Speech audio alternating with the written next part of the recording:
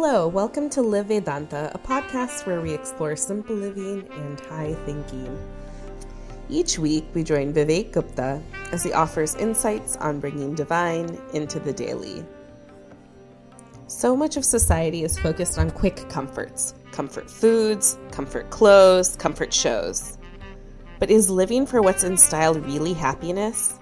How can we actually prioritize a lifestyle of growth and selflessness over everything else?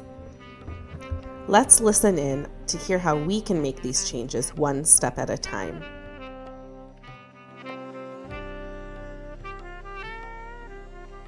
Hariom and greetings from Niagara Falls. Most people are experts in escaping. They're escape artists. How so?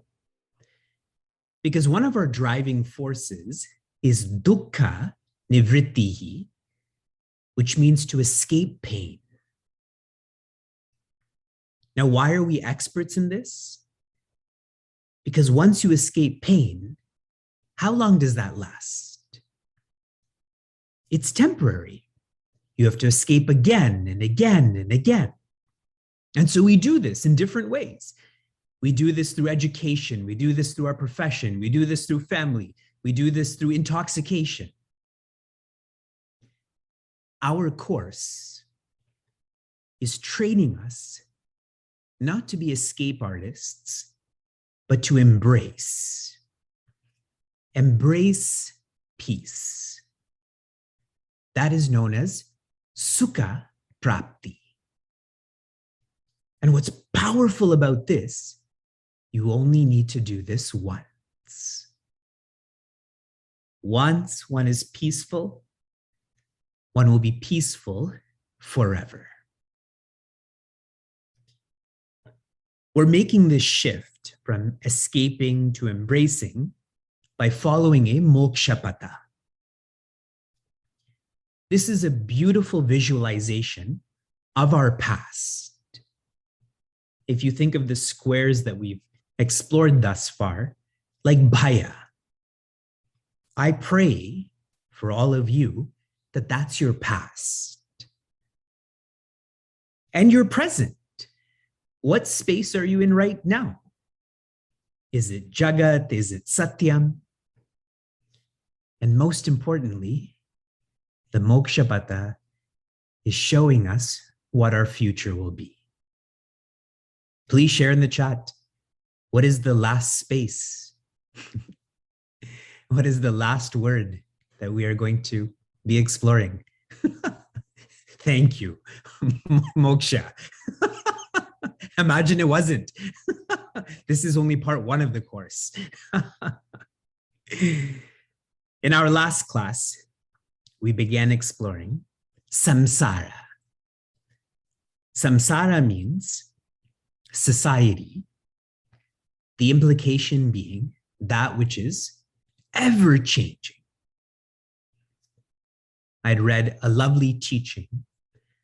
The one who feels that they are their body is a samsari. Because like society is ever changing, the body is ever changing. The one who feels that they're not their body, they're more authentic, more deep, that person is a sannyasi. They have let go of that which is less important. Next, yama. Yama means restrictions or don'ts. This is to create space in our lifestyle so we can be more authentic and deep.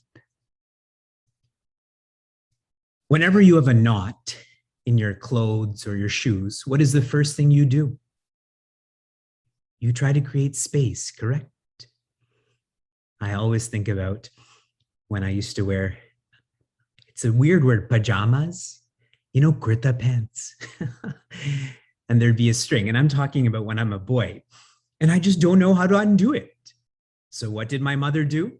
In an angry way, she'd bring me close and just create that space. But then I would have to undo the rest, correct? But without that space, I wouldn't be able to do it. Our next word niyama, which is commitments or dues, the mind needs to do. And that's why niyama follows yama. And the particular niyama that I highlighted was shaucha, which means to organize. And what was really cool about this is your raw related to that too. Is your car still organized? See, organizing is an outer verb, but through that, we start to organize our inner world. Positive thoughts, prioritization. Shaucha finally means purity. But for those who are disorganized, externally, they can't have purity internally. We continued to utsava. Utsava means festival. It means upliftment. In our culture, a seeker, that means all of us. We have 4 birthdays. We have God's birthday. We have God's map's birthday. We have God's ambassador's birthday. And then we have God's child's birthday. We have 4 birthdays. Each of these birthdays is an opportunity for one to reflect on really the mokshapata. Where have you come from? Where are you now? Where are you going?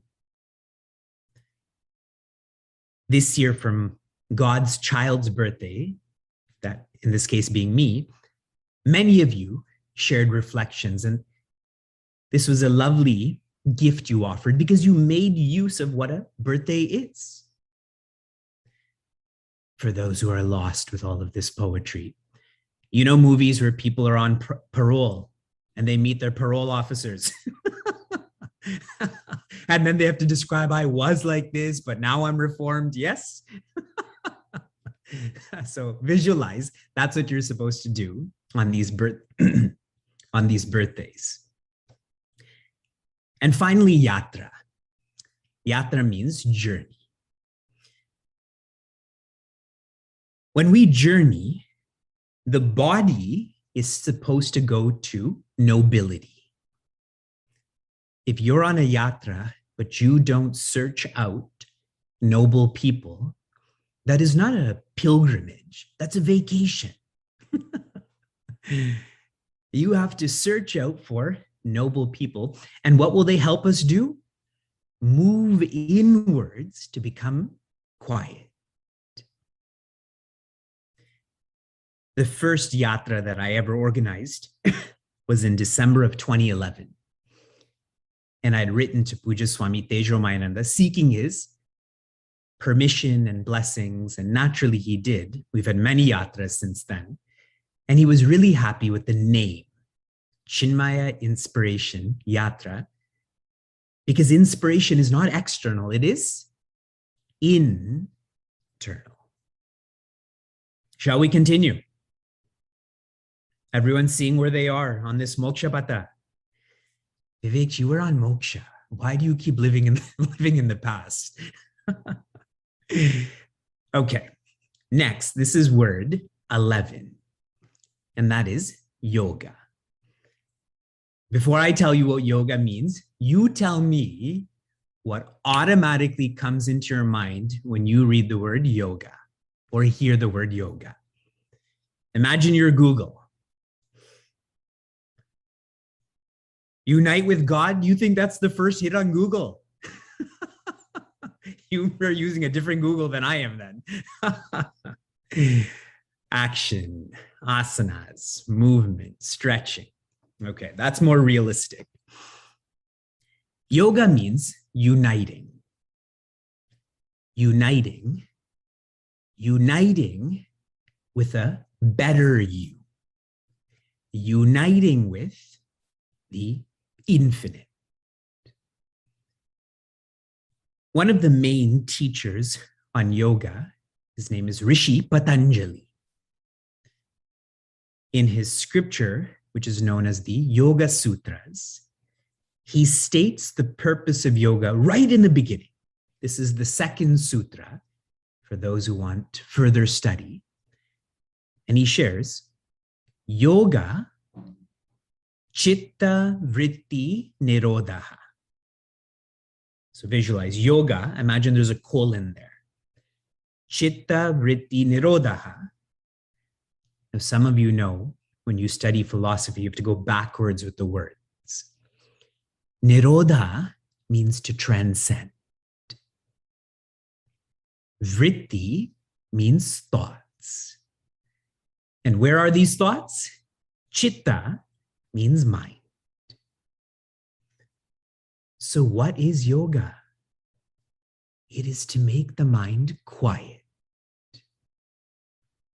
It is to be the light that helps us to know thoughts.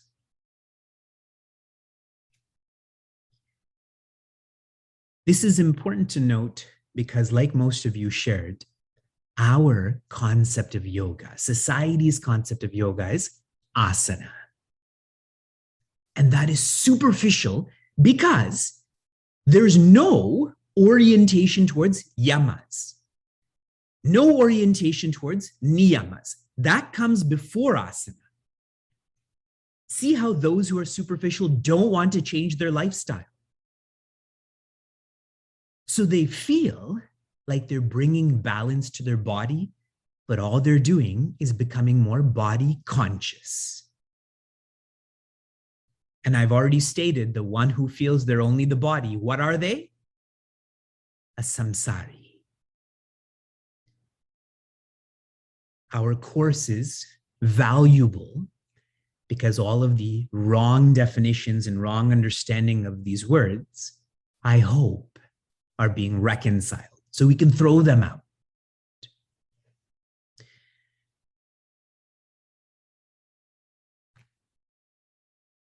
A practical feeling of yoga beyond asana is to convert values to virtues. See, I use the word uniting. A value is theoretical. A virtue is application-oriented. So what is yoga? Every time you practice a value, that is yoga. So tell me, how many opportunities did you have today to practice values?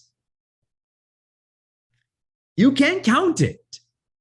Every moment, exactly, infinite. Every moment there is an opportunity to convert that value to a virtue. Yes.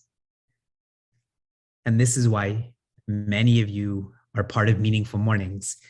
I had described yoga as perpetual betterment.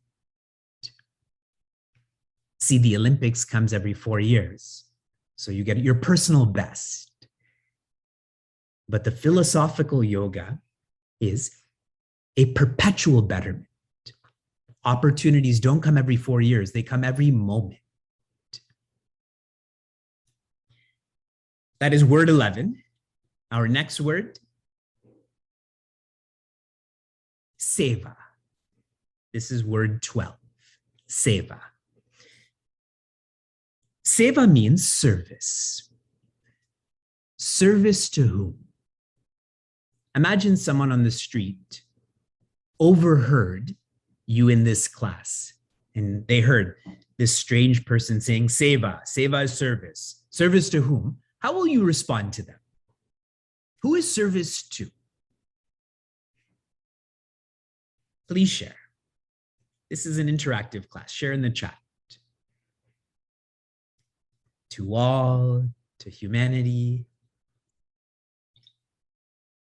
Service to me, okay? Service is offered to anyone who's not you, and eventually to everyone who is not you. Service is a lifestyle. It is a lifestyle of selflessness. If I'm serving myself, what is that called? Selfishness.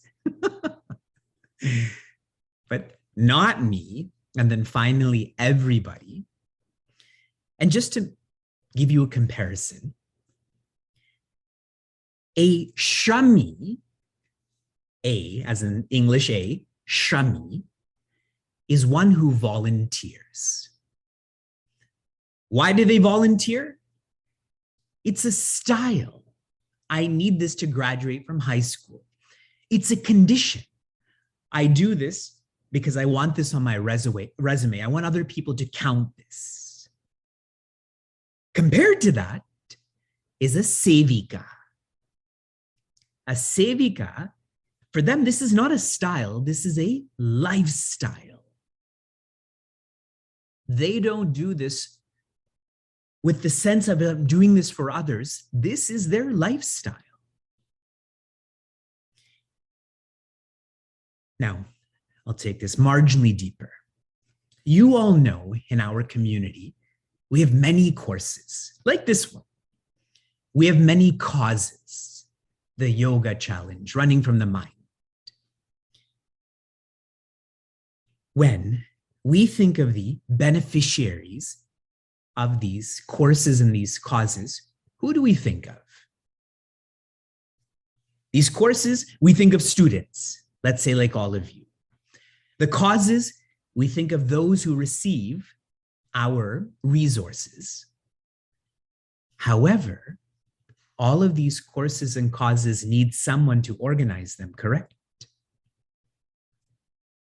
So these courses, these causes provide lots of opportunities for all of you to be sevikas, correct? To be sevakas. See how these opportunities help you to evolve from volunteering to serving. Now, coming back to what are we supposed to do with this? We've understood the word theoretically. How do we apply this? Vivek is a person. I serve when I give resources, time, and effort to another person. A person who helps me to grow. You're with me? So if I help my neighbor shovel their driveway, that's serving, because I'm giving my effort to them. Now, if you're so fortunate, who you give your person to, if you give that to another person who is trying to reach moksha, that person will help you to go past investing in a person to a purpose. And even more evolved is a presence.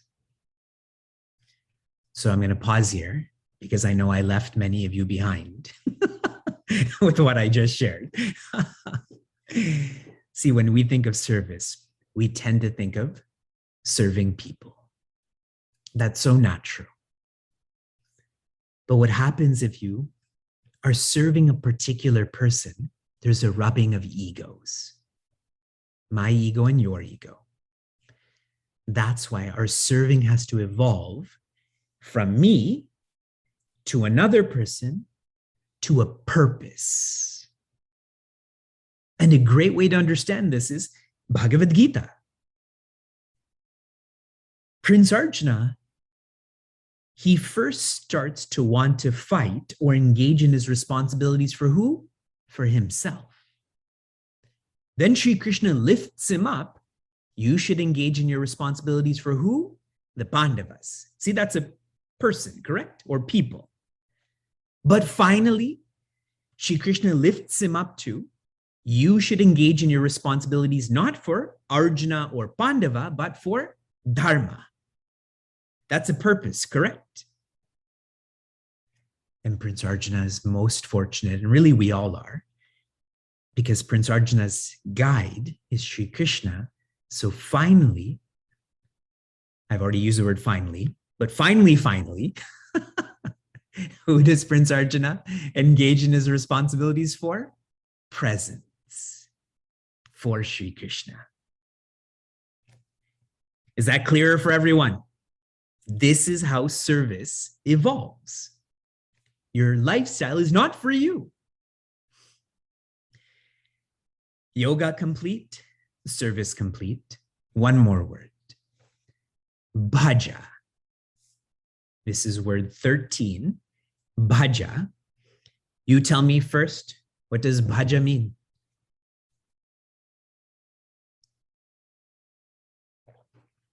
Pray, speak, remember. I am happy with your responses because you most definitely know that I'm not going to define bhaja as sing, correct? You can go to any website and find out bhaja means sing.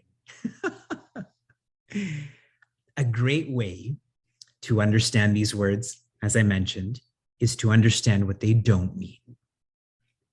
Bhaja does not mean sing only. Bhaja is a journey or a pilgrimage from becoming happy to being happy. And so your definition is invoke. Invoke. So in today's class, we flowed through uniting, service, and now invoke. Here's what the milestones are on this journey. It does start off with sing. There are 6 points on this journey. Sing. The next, and every one of these will help you to become happier. It is to seek. Whatever I'm singing about, seeking means I should think about it also. Seek. To become even more happy, the third point is serve. Serve. And the Moksha Pata has been arranged in a very beautiful way. We're, like I said, we've navigated serve, but now we're going deeper. It is to serve. Serving is not just thinking about it, but you're acting on this. Yes? It's like sharing to your family that you love them, but you don't do anything for them. See, that's seeking, but that's not serving, correct? We have to act on this. The fourth point, worship. Worship. More profound than serving is worshiping. There is more integration between you and that person or purpose or presence. Worship. Deeper than that is love. Anyone you genuinely love, you become like them. Agreed? I observe this so much with Shishyas and their Sadgurus. A different Sadguru leaves a different impression on a Shishya. Love. And the finality of love is you no longer are becoming happy, but you are being happy. To be. Whatever you were singing about, you now are. What started today? Navaratri. What is everyone doing every day? Singing. Sing Lalita Sahasranama, Mahishasura Mardani Stotra. And that's fine. But are you internalizing this? Are you seeking? Are you serving? Are you worshiping? Are you loving? Are you being? That's what bhaja means, to invoke. What you're singing about is in you, is you. How to practice bhaja? This would be my last thought.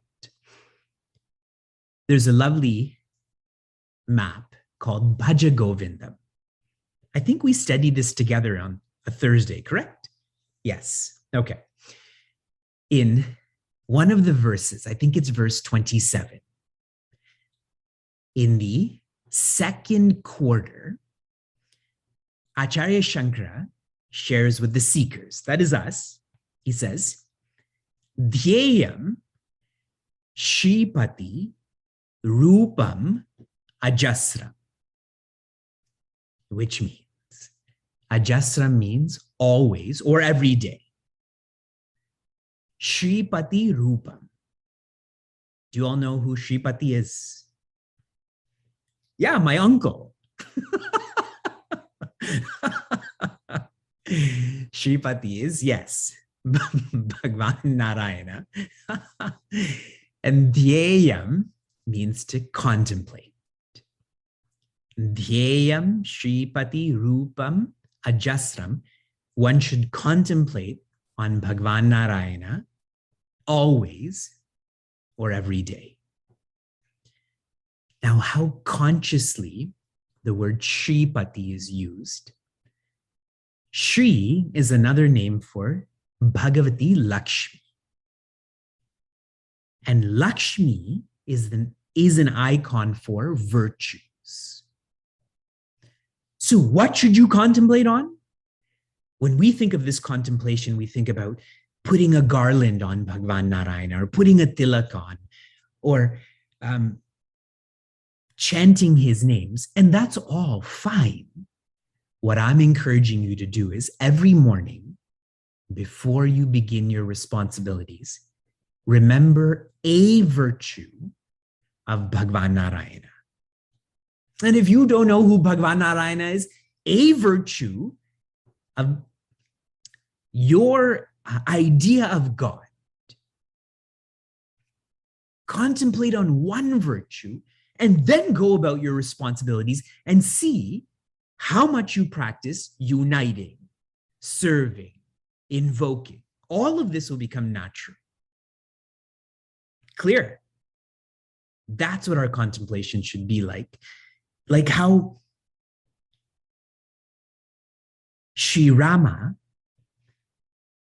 he never criticized Sugriva for enjoying being the king because he had missed being the king for so long, and Sugriva doesn't know what it means to be a sevaka. And I'm digressing here. Let me just put it in this way. In Bhagavad Gita's chapter 3, one of the subjects is leading others. And one of the points is, do not shake those who are not ready to be shaken. Sugriva was not ready to be a sevaka of Sri Rama because he didn't know Sri Rama. He's never been a sevaka. He was always living in tamas, which means fear and running. And that's why Sri Rama never criticized him. Now, if you contemplate on that, tomorrow, when the people you live with are annoying you, you visualize they are Sugriva. You are Sri Rama. And you're all laughing and smiling, but I promise you, your relationships will improve. This is how I'm surviving.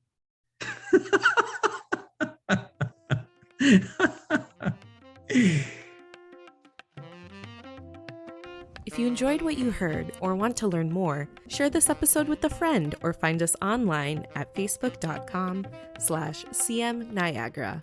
For those on the journey of self-development, Chinmaya Mission Niagara provides a community forum for seekers to listen, reflect, and contemplate. This podcast is produced by the Young Adults of Chinmaya Mission, an international nonprofit working to transform individuals through the knowledge of Vedanta. Until next time, inspire, love, be.